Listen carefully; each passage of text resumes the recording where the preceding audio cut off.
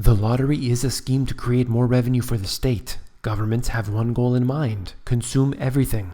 The lottery is purported to benefit the school system by using large amounts of the revenue to fund it.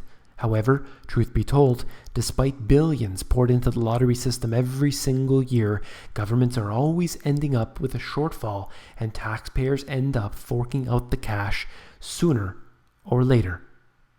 You came here for the truth. Today we're going to look at the lottery system and why it is important, so stay with me. Let's begin. Illinois lottery officials say payment for all winnings over $600 will be delayed due to the Illinois budget impasse. I had covered this on the channel recently, and I do believe that it is directly related to what we are seeing today.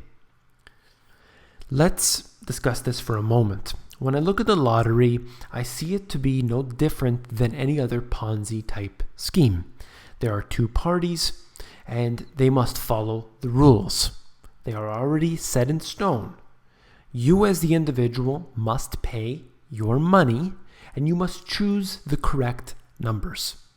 If you get the correct numbers, the lottery must pay you what the odds are. There is a set, it's all determined, everything's there. Unfortunately, in this case, they were suggesting that people weren't going to get paid right away. We'll give you an IOU, and then you would get paid later on. This is no different than any other financial mechanism where you pay into the system like a pension fund. You pay in for perhaps 30 years, 40 years, and at the end of it, you get paid. But what if they didn't allow you to get the money that you needed? Or in the case of many individuals, they're cut. Those pensions were cut. People are relying on that, and it's being cut from them. So I see it to be no different because it's government run. That's where the failure lies. You have a system that is only there not to benefit the people who win the lottery, though they do receive that benefit. It is essentially to generate revenue. That's what the government's very good at. Now let's look at this. I mean, there's a lot of information here. Let's take it from the top then for a second here. Mega Millions and Powerball both have jackpots of more than $350 million. A lot of folks are snapping up the tickets for both. So they're buying both of these tickets, believing that they will win. And the odds of that are not exactly good. So let's see here. The odds of winning both are 1 in 76 quadrillion. Think about that for a moment here. Just look at the size of this number. 1 in 76 quadrillion to win both. I mean, you're playing both, so of course that means you want to win both, and the odds of which are here. And you can look at that on a percentage basis, and as far as I'm concerned, this would be considered statistically insignificant. I mean, just rounding off to any amount of these decimal places, and you're finding that you're getting 0. So essentially that is your chance of winning, okay, 0. But people do it every single day. In fact, I'll show you the statistics for this. You can see that, first of all, you're about 6,000 times worse than the odds experts have calculated being killed by a meteorite strike. That's not all, because it's at the same time that you're being attacked by a shark. I mean, the odds are just nearly impossible, but people do it every day. And I don't say it's a bad thing. If you want to do that, absolutely, you should be able to do that. That's your right to do so. Every single year, in fact, last year, Americans spent more than $80 billion on the lottery. That is a very large number. In fact, as far as I'm concerned, you could end the poverty and homeless crisis that exists in the US by far, many times over. But instead, the money is spent on the lottery. And in fact, Americans spend more on the lottery than they did on movies, video games, music, sports tickets, and books combined. I'm not telling people what to do with their money, But I do believe that instead of spending the money on the lottery, and they spent it on things like movies, video games, music, sports, books, everything else, they would actually boost the economy. When you put it into the lottery, essentially what you're doing is funding the government on one hand, and then you're also concentrating the wealth because there's a big jackpot winner who's going to take that. So essentially that's what's happening. It's everybody pull your money together, government takes a big cut of it, and then one individual gets the money. That's usually what happens in this case here. And I think that people don't realize what is really happening with the lottery system. I'll get into that more in a moment here. The odds of winning the Powerball are 1 in 292 million. The Mega Million odds are slightly better, 1 in 259 million. So these odds here make it unlikely, but yet I find that people every single day are lining up at the convenience stores, at the different places, and I see them all the time. They are checking their tickets, scratching their tickets, buying tickets. It happens every single day. Me personally, just as a side note, I have never purchased a ticket ever in my life. I don't get into it. I don't want to touch it. I don't even have any paper assets anymore because I simply feel that it's gambling. That's the way I look at it. And I personally don't want anything to do with it whatsoever. Then we look at this. Lottery sales as a percentage of total state revenues. Just taking the example of West Virginia and Michigan. Look at this. Massive amounts of money are being put into this lottery system, creating so much of the revenue of that particular state. If you think about that, that's a little frightening because if people stop playing in the lottery, they're going to be in big trouble. They'll run into some shortfalls there, that's for sure.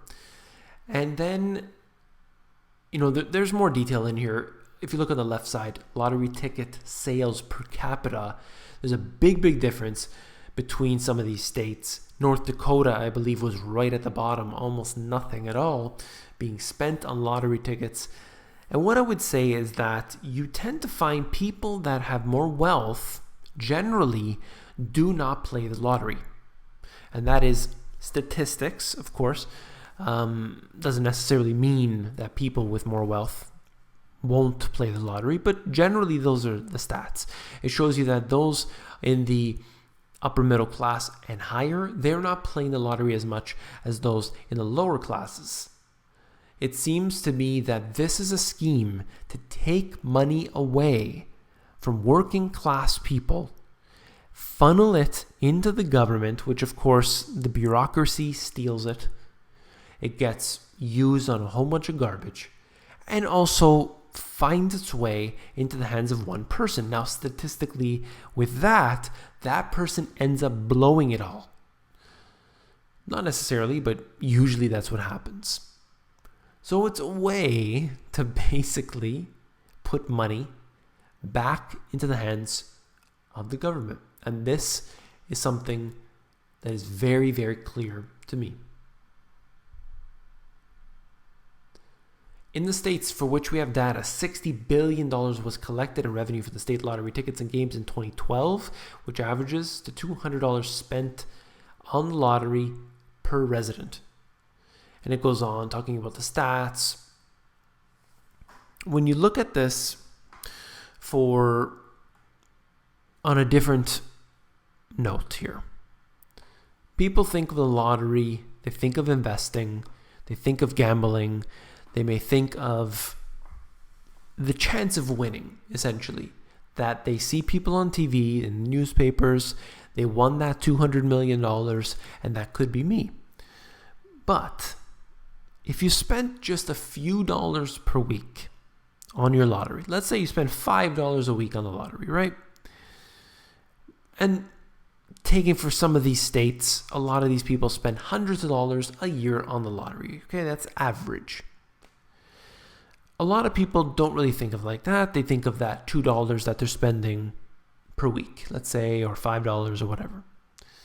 But if you took that money and you put it into something that's truly valuable, I think that you would find that your money would be much more worthwhile. I know it's not that much, and I know that a lot of people just do it just for fun, and I think that's fine. I really think that's totally fine. Whatever you want to spend your money on, please do. But I think that we need to be really, really cautious at this time because we don't know what's going to happen in the future, and we need to be prepared for the worst. So I think that the ultimate thing that we can do is to be smart with our money, make wise choices, and be able to prepare and to benefit our families first and foremost. If you found this video informative, please give me a thumbs up. And last but not least, if you found the video informative, I know you'll find my books, The Money GPS and my new release, Global Economic Collapse, even more informative.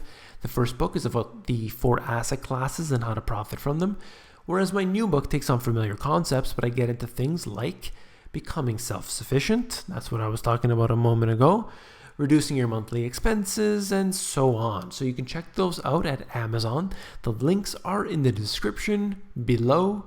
Take care.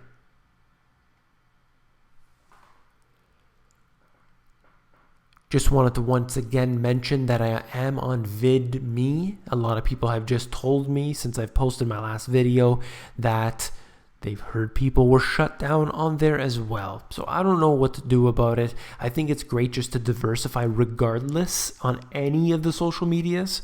I'm also on Steemit as well. The only thing about Steemit is that you can't actually post a video on Steemit. I'm basically posting my link to the YouTube on Steemit, but I'm on there regardless.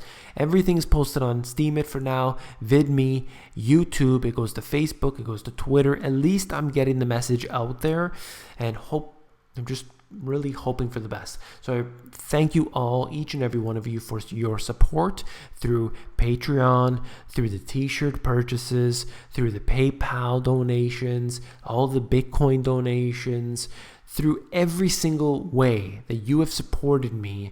I truly, as a person speaking to you truthfully, I'm so appreciative. Thank you very much.